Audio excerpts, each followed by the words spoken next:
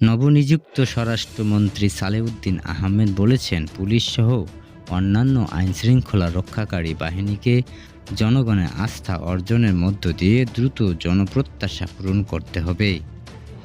মন্ত্রী বলেন, প্রায় দীর্ঘ ১.৫ যুগ পর একটি স্বচ্ছ নির্বাচনের মাধ্যমে রাজনৈতিক সরকার গঠিত হয়েছে। তাই আমাদের নিকট জনগণের প্রত্যাশা অনেক। সে প্রত্যাশা পূরণে আমরা দ্রুত আমাদের নির্বাচনী ইশতেহার বাস্তবায়ন করতে চাই। আমরা পুলিশসহ বিভিন্ন আইনশৃঙ্খলা বাহিনীর মধ্যে যে জনপ্রত্যাশা অনুযায়ী গণতান্ত্রিক সংস্কার করতে চাই, প্রথমে তার অগ্রাধিকার নির্ধারণ করতে হবে।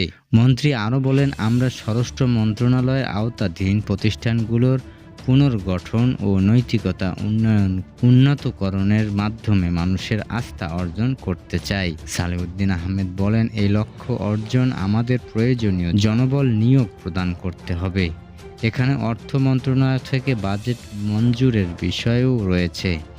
নতুন জনবল নিয়োগের মাধ্যমে এবং সকলের সম্মিলিত প্রচেষ্টায় আমরা লক্ষ্য অর্জন করতে চাই। স্বরাষ্ট্রমন্ত্রী বলেন, পুলিশসহ অন্যান্য আইনশৃঙ্খলা রক্ষাকারী বাহিনীর যুগোপযোগী উন্নয়ন আমাদের একটি সঠিক পরিকল্পনা দরকার। মন্ত্রী এ সময় পরিকল্পনা প্রণয়ন ও বাস্তবায়নের বিভিন্ন দপ্তর সংস্থার প্রধানদের পরামর্শ ও সুপারিশমালা তৈরির নির্দেশ দেন। মন্ত্রী বলেন, এর মাধ্যমে আমরা যে সংস্কার করতে চাই তার অগ্রাধিকার নির্ধারণ করা হবে। সভায় স্বরাষ্ট্র মন্ত্রণালয়ের সচিব মোহাম্মদ দেলোয়ার হোসেন, আইজিপি বাহারুল আলম, বিপিএম সহ বিভিন্ন দপ্তর সংস্থার প্রধান ও স্বরাষ্ট্র মন্ত্রণালয়ের সংশ্লিষ্ট অনুবিভাগের প্রধানগণ উপস্থিত ছিলেন।